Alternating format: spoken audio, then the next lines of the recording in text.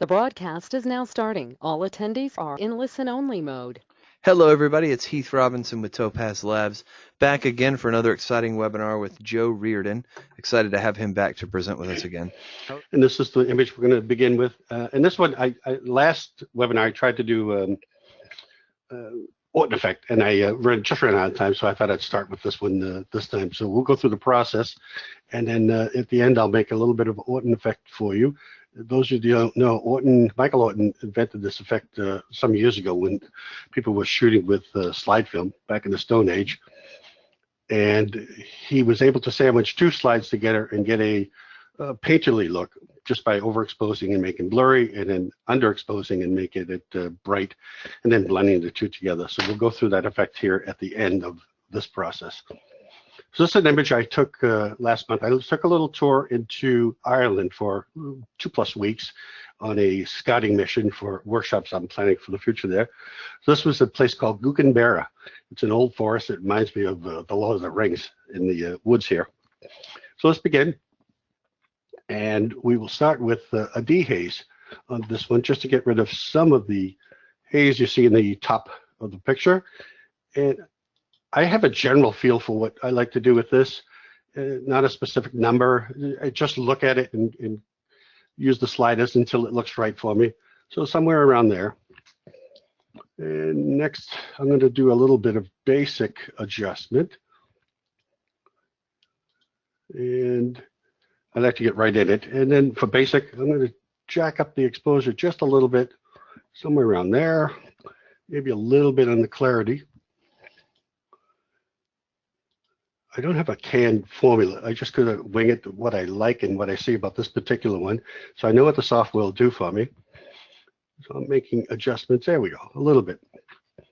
And one of my favorite things, if we've got a lot of texture, I'm going to come into edges. Those that you don't use it, it's going to be give you a little bit of edge strength on the features. So on this, I'm going to see a little bit more edge definition on the trees here. And I'm going to drop this down so to suppress the weak edges right there. And as you notice, it comes in with a multiply blend mode by default, which is perfect for what we want. We want it darker. So here, I'm going to go into precision contrast. And my three favorites always are going to be micro, low, and midtones. So I typically have a formula of about a 2-to-1. So micro, say it's at 29 or 30, I'm going to bring low one in about 15. It seems to be a good formula for my particular work. And on this one, I'm going to just a little bit of jacking up on the midtone to brighten it up just a little bit, because I know what we're going to do to this. It's right around there. Equalization, I typically put it at high. This particular one, I'm not going to make any adjustments for saturation, vibrance, or color contrast, because this is pretty saturated with the Irish green here. And it really does have 40 shades of green over there, everywhere you go. So a little bit of detail here. And those of you that have seen my webinars before, I have a favorite that I use is subtle sharp. And on this one, I'm going to mask this a little bit because I don't need this to be sharp in the white area of the sky. I just want the trees and the greenery to be affected. And this is masking out for the majority of the image below, and definitely in the white sky. You can see it's black up here. Press done on this. So now we're going to go into what's becoming my favorite of the Topaz products is AI Clear. And I know it takes a little bit of time sometimes to make this one function, but depending on the size of the file, it may take 20 to 30 seconds, but once it's there, you'll see a tremendous difference in the sharpness and quality of your image. As it's processing through, you can see this is what it would look like in the pre, and you'll see in a second what it looks like when it's all finished processing. There we go.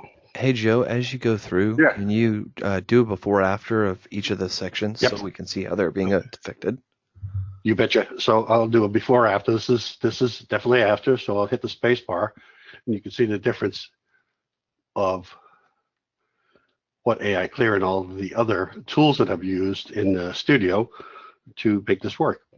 I typically go with the default value, and I may change it from low to high, but I'm not going to change too much in the way of details because this was a pretty sharp image to begin with. In fact, this was a focus stack when I did this in Photoshop prior to bringing it here. This was a 6 image focus stack.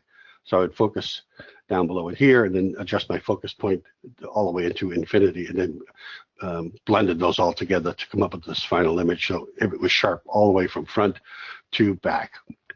It's getting to be a look for me that I'm using more and more on my landscape work as well. So here, I'm at a point where I'm happy with the image, but now I want to put a Gaussian blur on here. I want to make it the Michael Orton effect. So I'm going to make it apply here, and I'm going to make a duplicate image of this one. Now this is going to take a second because it's got the AI Clear. So bear with me here. You can see the blue bar going across the top, but again, this is large, so it may take a minute. And we're going to create 2 duplicates, one for the blur mode and multiply, and one for a screen mode. Those that you haven't tried out the Orton effect, it really works special in landscape work, especially on an image like this where you've got some soft down below. And then I'm going to come in and select the other one to make this one a little bit faster. Come on. There we go. And I'm going to press apply again. Since it doesn't have all the adjustments in there, this one should go a little bit faster. You can see the blue at the top, the process bar. There we go. Sometimes these big files take a little bit of time, but I prefer using a TIFF file or a RAW file instead of the JPEG, so it looks a lot better. So we're back to the second image. So I'm going to rename this so I know which one I'm working on. So I double clicked on the little pencil mark down there, and the dialog box will come up. So I'm going to just rename this to multiply so I know which one's which, because that'll end up being the blend mode. And this one, once I select it, I will rename this one to screen just by hitting the little pencil icon down below. This is a nice little tool so that if you're using multiple images, you can be sure that you're using the correct one. We go back to the original image, and now I'm going to add an image up here. And it's going to bring up a little placeholder where I can bring in another image. So I'm just going to drag and drop the first one in. In the first part of the process, it's going to look bad, but trust me when I tell you, in the end, it's going to look very different. So we can find the multiply mode, and we'll leave it at that opacity. So it's pretty dark at this multiply mode. So the next step in the Orton effect is to come into blur. So under this, it's got Gaussian and diffusion, and we're going to make a Gaussian of about 20, 25, somewhere around there. So we've got a blurry image that's dark on the top. So we come into another image. I'm going to drag the screen one on top of that, or behind that, I should say. I think this is the first time this process has been shown. So we'll drag this, and I'm going to change the blend mode here from normal to screen. It's going to lighten it a little too much. There we go. So now I'm going to change this one and turn the opacity down to about 70-ish, and do the same thing for this one here. This section here, make it a little bit lighter, and you'll see this will come in with a soft, and you can adjust this to suit your taste. And it'll come in with a little bit softer look here, almost a dreamy look to this. If we look at before to after, and again, you can, like I said, you can turn this up or down to suit your taste. And I think this is a little bit a different look to the original image than we had. And it's a look, whether you like it or don't like it, it is a different look than a standard landscape picture. And Yeah, it's intended. that's fantastic. Joe, we're getting a little bit of comments that you're going a bit too fast, so if you could slow down a little, I'd appreciate it. You bet, you bet. So again, we'll go over this. We did all of the adjustments to the normal part of the image. Then I made a duplicate of the finished product, and then another duplicate. And I made this one a multiply mode, and this one a screen mode.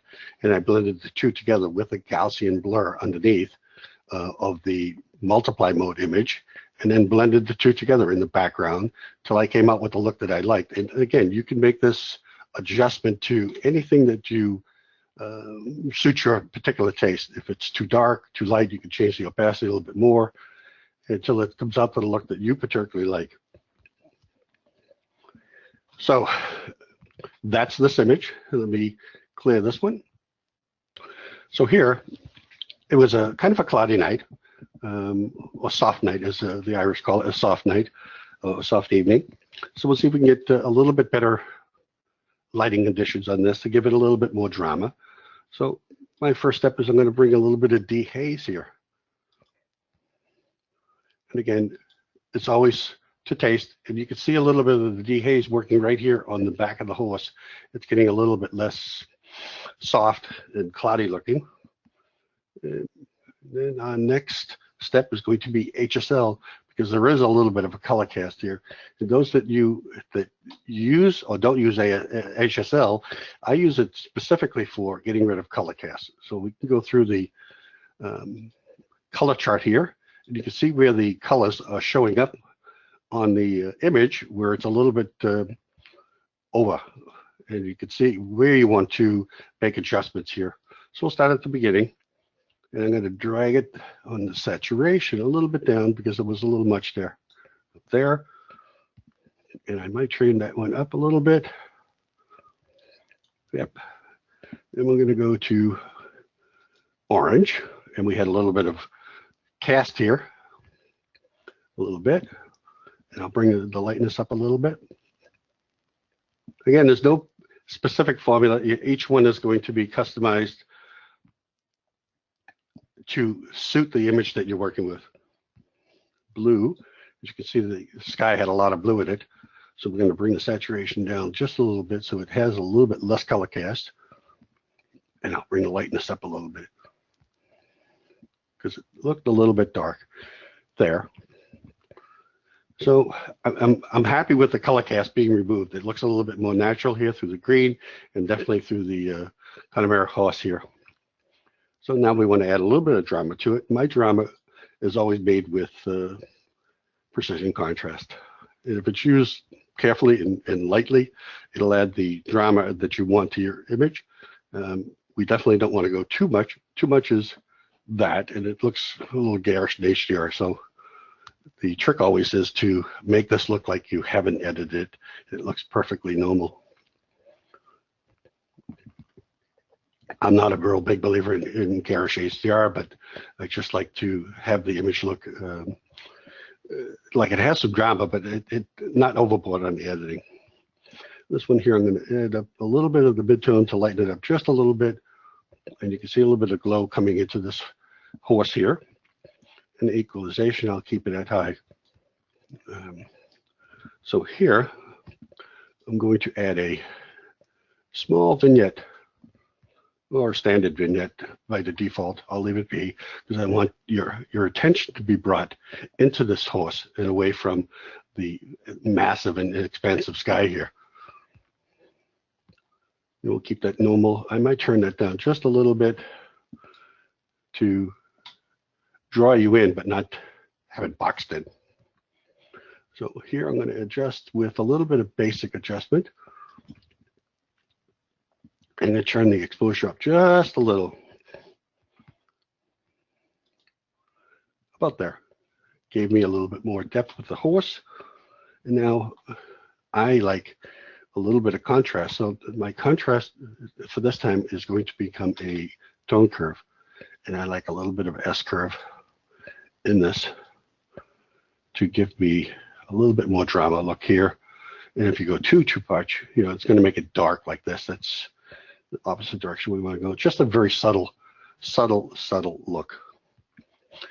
So I'm happy with this image. So I've turned it from where we started was kind of flat and kind of soft and grayish, to put a little bit more drama into this horse without painting or making adjustments to the horse specifically with a dodge or a burn, using the tools that are available right here in the Topaz Studio.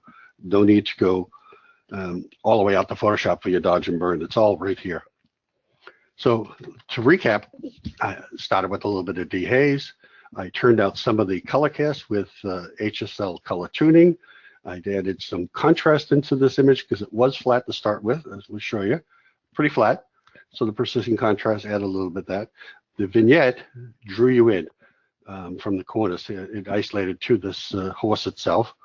A little bit of basic adjustment for the brightness level on this, and now some tone curve to add in a little bit more contrast here. If I turn this on, and now if you can see the difference between using it and not using it, just that little touch made a, I thought, a big difference in this particular horse in the scenery here. All right, so we're good here. We'll move on to the next images. Any questions at all at this point, Heath, on the images that I've worked on and shown you so far? We had people asking about the halo around the horse with this processing. There was a light halo around that horse. I didn't see it, but it might just be coming through because of there's slight compression on the video, so it might look a little worse. Could you zoom in a little bit on the horse? If you can undo your reset, if you hit the undo button. Where is the undo button? I don't usually undo. It's all right. Oh, there it is. Yeah. Sorry, it's right there. Yeah. Okay. I'm not seeing a halo on my screen. Yeah, I think it might be. Maybe the transmission, but I'm just not seeing it on my screen. Yeah. All right. So, go ahead. Any other questions? Oh, there's a ton that we're trying to go through. I'm trying to go as slow as I can and then go over each step afterwards to make sure that the people can catch in on what we've done here. Yeah, and I'll let everybody know. I know you've got a lot that you're trying to go through since we only have an hour. If there is anything you're not sure about or you'd like to review, you guys all get a link to the recording in the follow-up email, so you can review this at your leisure. So we're going to work on the little drill next. This was not shot in Ireland, by the way. This was shot down in Mystic Seaport at a ship smithy, and they had a blacksmith in there and this old drill that they were working on. They were gracious enough to let me set my tripod up and shoot there. There we go. So this didn't require a whole lot, but it did require some tweaking. I mean, it's very dramatic already to start with, but there's some things that we can do here to improve this. I thought a lot. So we'll start here, and I know that there is a little bit of color cast in this, even though it looks black. There is. I like to go through every image with a little bit of the HSL so I can see if there's any overall color cast to get rid of or enhance the color cast that's in there, depending on the image. So here, I'm going to start with a red because I went through and I went through every one. I could see where the color cast was just by hovering over the little black or the little square of the color in question here. As you can see on red, I'm just holding the mouse over it. It's pretty saturated here. So we'll take that down a little bit, even though it looks black. So turn that down, and I'm going to turn the lightness down on this just a little bit as well. And then here there was a blue, so I'm going to turn the blue down with a lightness, not so much the saturation, but turn the lightness up just a hair. And I thought that was enough to get rid of a look here that I was seeing. Again, I'll go to one of my favorites for internal pictures or industrial pictures, I like to call them, and there's going to be edges.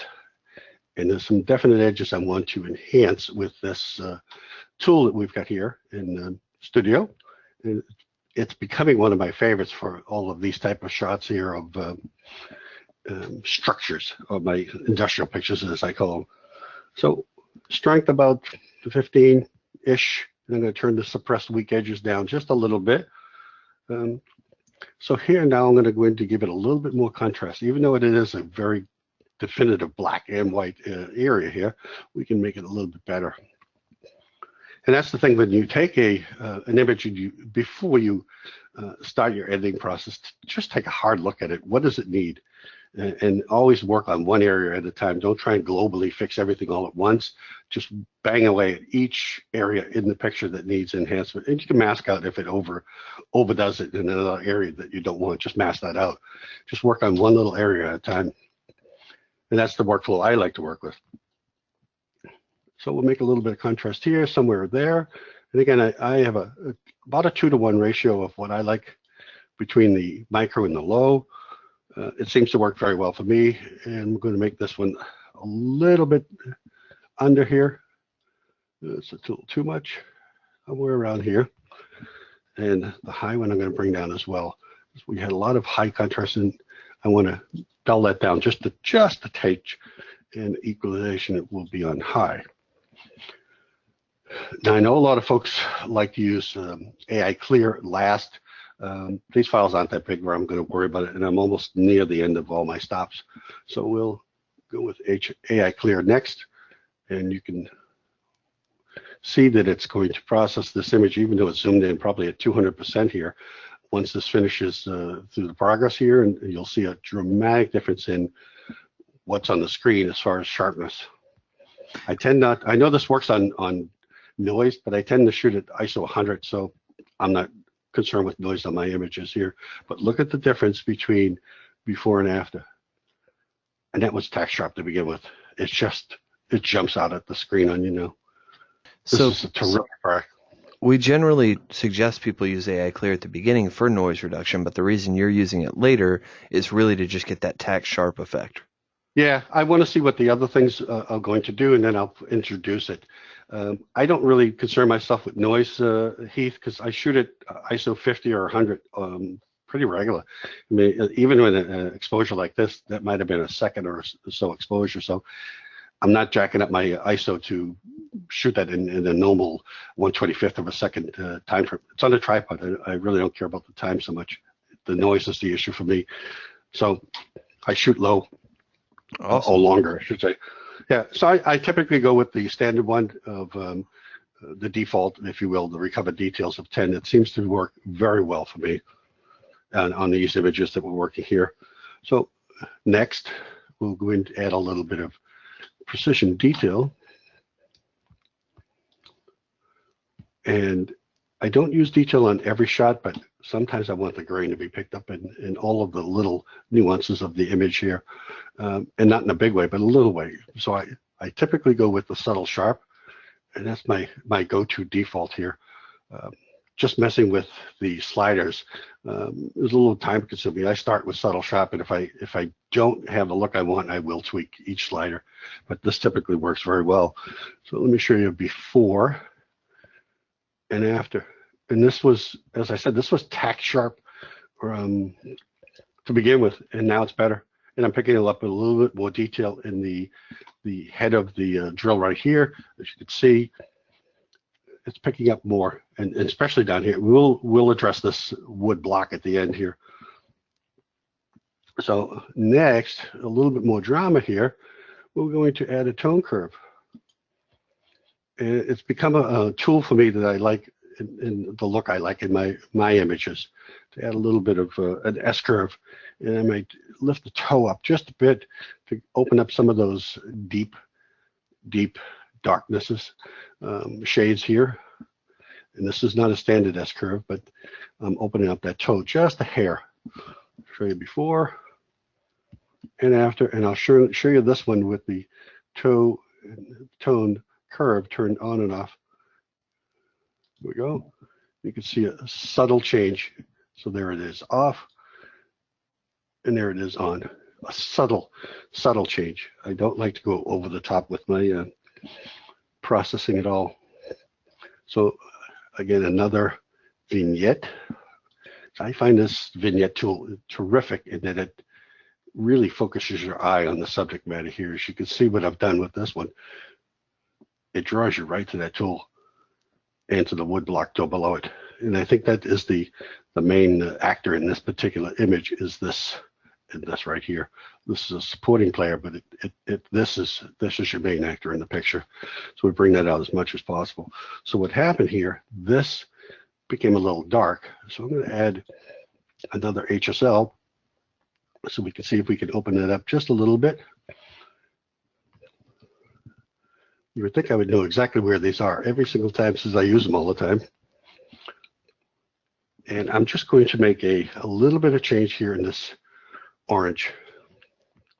And we're going to turn the saturation down just a hair. Just a hair. And now I'm going to turn that lightness up quite a bit. Maybe too much, right about there. As you can see what happened to the wooden block down below. Now it's jumping out at you. So let me show you what that looks like before and after of just the HSL. I'll turn the eyeball off. Come on, turn off. Here we go. And then we'll turn it back on. And you can see the difference. And it's very subtle. And it affected just the wood block. Made it jump out at me. So now I've got two main actors right here, the drill bit and the wood block that it's going into. Plus it helped this bench or chair that it's sitting on. So I'm happy with this one. Any questions? Because I do want to show you before and after, but are there any questions that come to mind on this particular one, why I went the direction I did? Some people are asking if you could zoom in a little bit when you're showing the before and after so that they can see the detail of Sure. how. Yeah. Oh, sure, absolutely. Look at, you can read the the writing on this with the AI clear now. I mean, my goodness, look at this. I mean, this was a nice lens, but look what I'm getting with the software. I mean, that's zoomed way in, and that's before. I'm doing before and after. It's just tack sharp. You just can't beat this. This is a terrific program, this AI Clear. Look what it does for me. So when you blow this up, if I needed to make this a mural size, I'd go with gigapixel and just blow this up, and I'd get a 30 by 40 out of this. That's as tack sharp as this image is showing me on the screen. Very happy. So we will end this one, and I'll start another one. Nope. All right. I got a whole bunch of notes here. Which ones to work on next? My cross.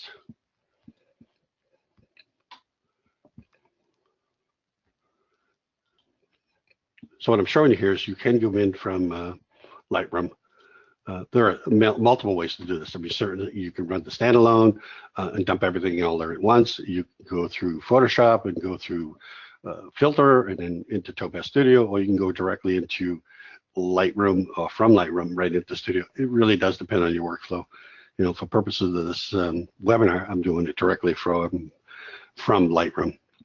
Pretty much, I think everybody's familiar with Lightroom here. So this was, go ahead.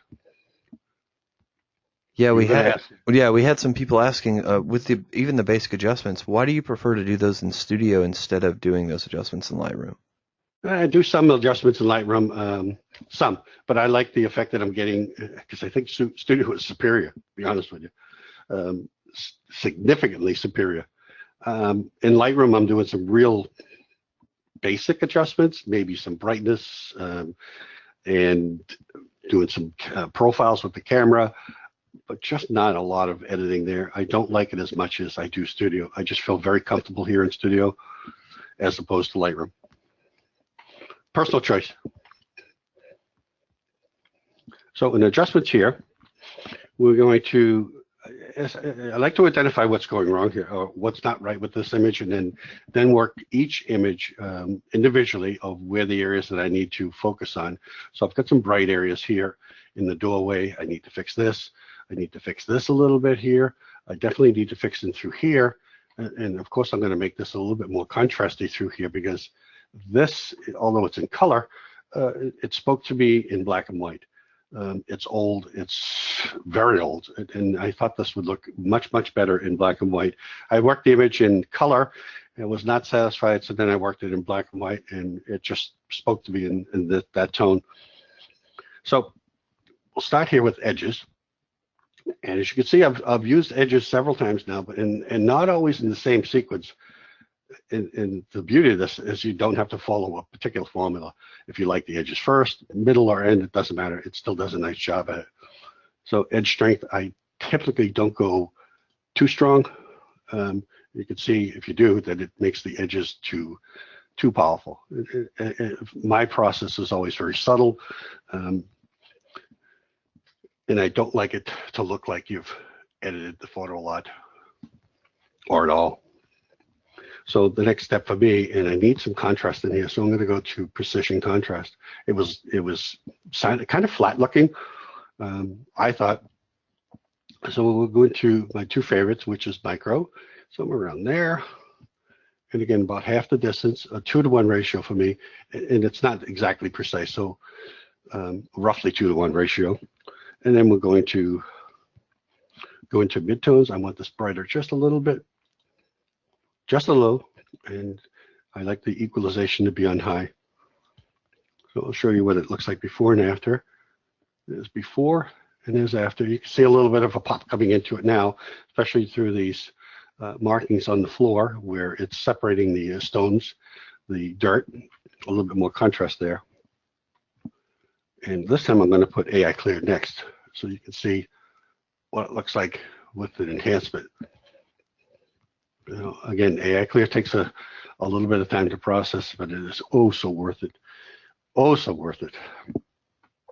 And this is a sharp image all the way through. It was a focus stack one, so I did focus 6 images together to get a nice focus all the way from front to back. And you can see the difference. This is before and after, even with the tack sharp image. And I'm not seeing any kind of haloing on this. So if you're seeing it on your screen, it's not there. So we'll go down and make this fit. And I kept it the defaults. I didn't change the defaults. I may want to go to sharpness a little bit higher here, but it's basically the defaults for recovering the details. And again, even though this was dark, I didn't elevate the ISO, so I kept it at probably 100 on this, so I'm not worried about the noise at all. That's the beauty of having a tripod, and you don't have to worry about that noise. So I had a little bit of cast here, and I'm going to emphasize this because I know that the next thing I'm going to do is turn this into black and white. So on my, and this is an old trick that if anybody uses it, you could, some folks like to go into Topaz Adjust and then saturate the colors a little bit heavy and then go into black and white, so you get an emphasis on the black and white for the tonal separation. You can do the same thing through here with HSL. Just takes a little bit of practice. So I'm going to go into a little bit of saturation here. Somewhere in there. Lighten this a little bit. A little much. And about right about there. And we'll go into orange. Again, I'm going to make it saturated a little bit more and a little bit brighter. Around there, and yellow. And again, a little bit more saturation than less. And like this a little bit there. So now, I'm sure that before and after. That's before and after, and now you can see it's a little bit saturated in some of these areas here because we've turned that HSL into a saturation tool for us. So now I'm going to go right into black and white. We had a question about the bit depth that you're processing these TIFFs at. Is it 8-bit, 16, or 32? I only work at 16. Only work at 16. It gives you the full spectrum. 32 is difficult to work with, but 16 is pretty normal. Awesome, thank you. Okay, so here I'm going to make some adjustments based on the colors that I just worked on too. So somewhere in the red, somewhere in the orange, around there. I liked the tonal range that I'm getting now with black and white with the 2 adjustments that I just made in both red and orange. There are a lot of presets that you can try, and I would suggest that you do and see which ones you like and how it affects. You can move it without making it active. You just hover over it and it makes the change in effect down below, but I'm not going to use any of those. So we'll reset this where I was, and we're back to where we started here. So now I'm going to add a little bit more contrast with one of my favorite tools always is the tone curve. I don't know who uses this in the normal process, but it's a great little tool to adding just a subtle bit of contrast in here, just with a standard S curve here. It really, the toe and the shoulder, just add a little bit of contrast and a little bit of drama to your image here. And again, I'm going to finish this off with something I like in my black and whites and a lot of my colors is a vignette. And it's going to come up and draw you right down this passageway. And this was an old abbey in Killarney. I'll show you the befores and the afters and what we've done to each one of these. There's the before, which I started with in color, and now we've ended up in the black and white, and it's a little bit more drama. At least I thought so. And this particular image has its final in black and white. So Heath, were there any questions on this particular image that came up here, why I did what I did? We've had a lot of people asking in precision contrast. You change the equalization setting. Can you explain why you're changing the? Well, it balances it out through the entire image. So it balances it out. Let me go back into there, and I hope I can explain it right. But it reminds me of a little bit of like adjustment, the dynamic adjustment here, that it balances the image out a lot more when you go into the high equalization versus low. Let me show you if I can. I'll select each one. So we saw a subtle difference on low, and you'll see it, watch it again, a subtle difference. You saw it a little bit down here on the medium, and on the high. Overall, it's making a subtle difference in how it affects the contrast in this particular image. It's not localized to a small area. It's globally putting this adjustment in here, but a little bit more with the high equalization. Hope I explained it right, but it was a trial and error of which one is the best for me. And I started with the default's always medium, but I would look at this when I'm crafting the image. Do I want low? Do I want medium or high? Yeah, it is definitely an exposure equalization. If you're familiar with Adjust, we had this same kind of offering in Adjust, or not Adjust, Clarity. Precision contrast and the HSL adjustment are basically the two parts of Clarity. And in Clarity, Topaz Clarity, we had this equalization setting that's basically a simplified version of Adjust. It allows you to balance your exposure a lot better, which is important when you're making contrast adjustments because it's easy for that exposure to get adjusted a little bit more than you'd like. Yeah, and if you're using high, I think that it balances it out so nicely that it looks like you haven't made a big gross adjustment to your image. It just balances it out very nicely. So it's something to try when you're using this precision contrast. Try it at low, medium, and high and determine which is the best for you on your particular image. So we'll move on to the next one. And don't save. Come into Lightroom and grab it. I did make adjustments in Lightroom, but minor adjustments. I like my images to be adjusted in Topaz Studio. We'll open this up in Studio. And we're going to do something a little bit different. We're going to jump into the plugin world with this one. Just to show you that you can make some tremendous adjustments here going into the old plugin versions. And I'm hoping and waiting for this version to come into Studio. At some point, I hope they do. So a nice image of the Killarney Lake, and this was actually right outside my hotel room. Grabbed it one morning. It was a nice, cool, crisp morning, and we had some changing in the temperature on the water versus the air. So we got this nice effect with the steam coming off there. But I wanted to emphasize this. So at the end, we will go into lens effect. So here, we'll start with a tone curve. And as you notice, I'm not sticking to a formula. I always have to do a certain thing first, all second. I'm jumping around just to show you that the flexibility is here, that you can be creative and jump around here. But again, you want to address each area of the image that needs work right away. So here I'm seeing some shadows I don't particularly like. So I'm going to come into basic. And I'm going to open up the shadows actually a bit. Somewhere, maybe a little bit more, right around there. So it opened up, and I'm having this warm light from the morning mixed with these foggy clouds here.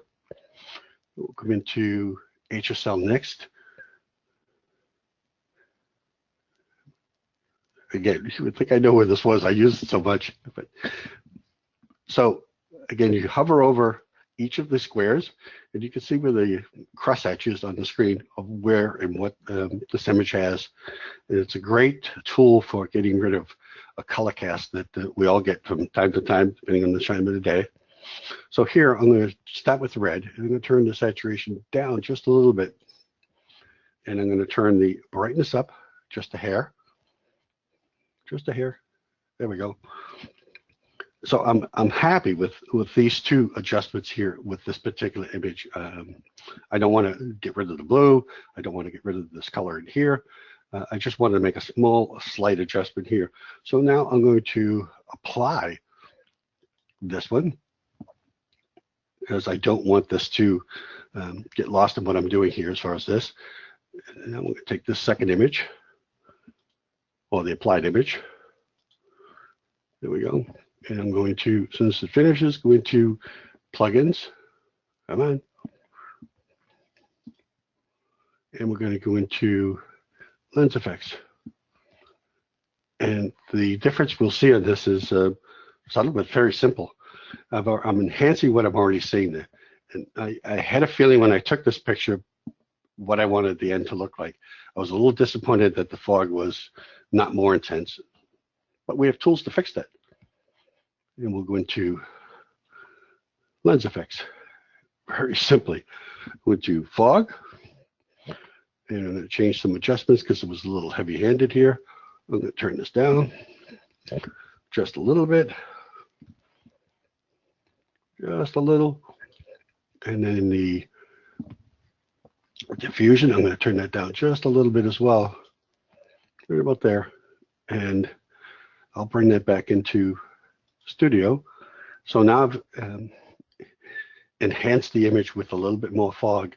Hopefully not so much that it looks out of place, but it looks normal and natural. And that was what I was hoping to capture that morning, but the camera gods were not on my side that morning. I got what I got, but we have tools to adjust and make them a little bit better for us. So any questions on going in and invoking the plugins from Studio, because it's a great tool if you've got something in the plugins that you need to affect your image. It's just come up to plugins, grab the plugin that you want and make your adjustments, and it comes back into Studio. Yeah, people were wanting to see the before and after before you sent. Oh, sorry. That would be over here. Yeah. So that's the after. So I have to select the other image. So that's before. Wish there's a way to bring two images up so I can show you side by side, but that's before I went into lens effects. Let me click on it. There we go, and that's after.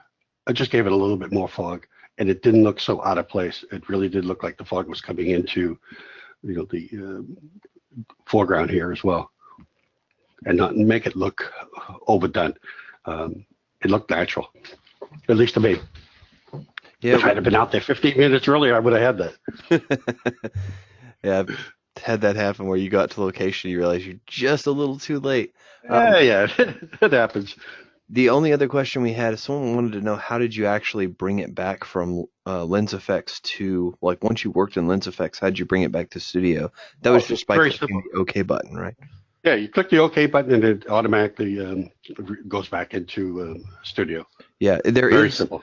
There is something, if I can butt in a little bit, I'd like to show. You notice when you come back from a plugin or you hit apply that it automatically goes to the image. So if you look at the image you were working before, which is the second one in the film strip, once you hit apply or you went to a plugin and hit OK, it automatically switched. If you go to the edit menu and then go to preferences, I want to show a preference item that's related to that. You go to the top where it says edit. Yep, I'm there. Cool. If you see there's these buttons that say in the second workflow options panel, there's switch Down to here? image, switch to new image after applying and switch to new image after duplicating. Anytime you come back from a plugin, it's always going to switch to the new image that comes from the plugin. But when you're applying or duplicating, these are not on by default, which means once you hit apply, you need to click on the new image. If you check these boxes, it'll automatically switch to the new one after you apply. Learned something new today. Thank you, Heath. Yeah, my pleasure. Thank you. So that worked out well. So are there any questions on this one before I move on to the next image here? Not that I'm Not seeing that from I- Celeste, so go ahead and move on. Okay, good. We'll move on. Studio.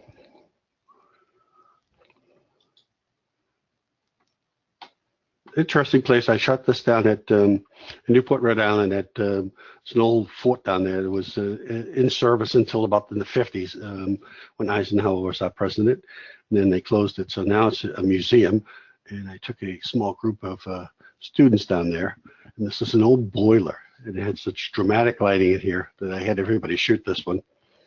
So what we want to do here is add a little bit more drama to this. And it's a little dark, but we'll enhance it a little bit to get some a better look to it.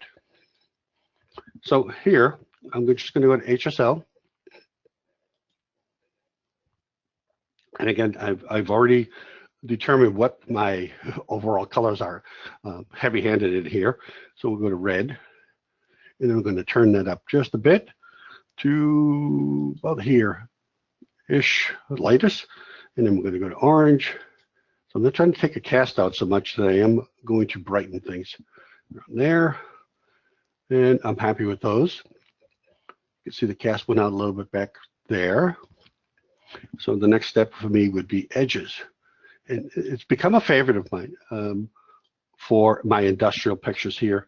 So somewhere around here, always to taste, and it always depends on the image of what you want the image to look like. So I have some favorites of mine. Precision contrast is one. And again, my micro and low and medium are my go-tos here.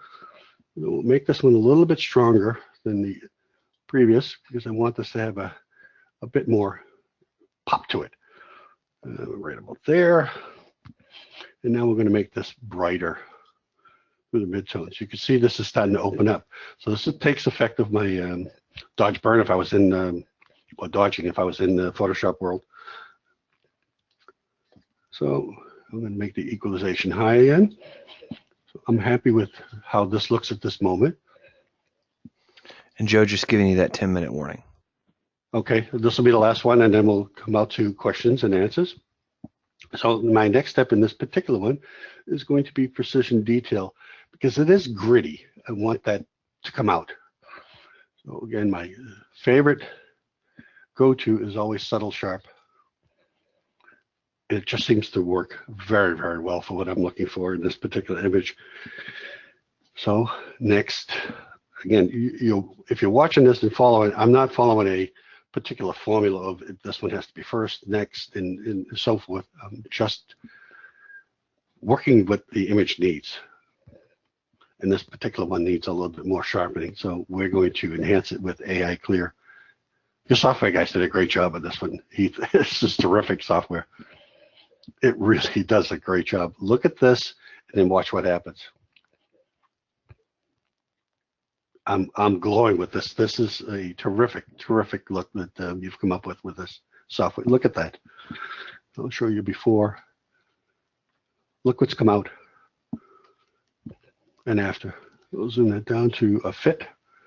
Do a before after here at this level. Look at that. Remember how dark that was? Not so much anymore. So we're going to do a little bit more, a couple more steps here. I'm going to add a tone curve. Those that aren't using the tone curve, give it a try. It really makes your images pop, and it's very subtle. And you can turn the opacity down if it gets a little heavy-handed. But a nice little S curve, and I think it enhances pretty much every image. And again, we're going to put one last little step into this, which is a vignette. And I'm getting be like I like vignettes a lot because it really draws you into what you want to see here. And that's the #1 actor in this spot right here. We'll turn that off. And you can see what it looks like before, without it. And put that back on. And you can see it does enhance the look of this image a lot. It's before, from when we started to now. And I like to add a little drama to my photos always. So I hang these on gallery walls so folks that shop there like this type of look. So I think at this point we're about 5 minutes out. So if there's questions, now would be the time. Guys, if you want to follow Joe, you can always reach out to him at his website, joereardonphotography.com. You can also follow him on Facebook. You're still on Facebook, right, Joe? I am. All right. Yeah, at facebook.com/Joe Reardon Photography. I know a lot of people have bailed lately, so I always check in. Yep. Guys, if you have any questions, you can always contact us at webinars@topazlabs.com. And I've got Rad coming up, I believe, next week. I'll have his webinar listed shortly where you guys can register for that. But be sure and join us for a future webinar. Joe, thank you again so much for spending time with us. My pleasure. I really love seeing your workflow. You've got some really, you do some great things with contrast, and that drill image was absolutely amazing. So thank you. Thank you very much. Everybody, thank you for joining us. If you have any other questions we weren't able to get through to, I know Celeste was going like crazy. Be sure and just email us at webinars@topazlabs.com. That'll go into our support system, and we'll get you an answer as soon as we can. Thanks for joining us, and we hope to see you on a future webinar. Thank you again. Yep.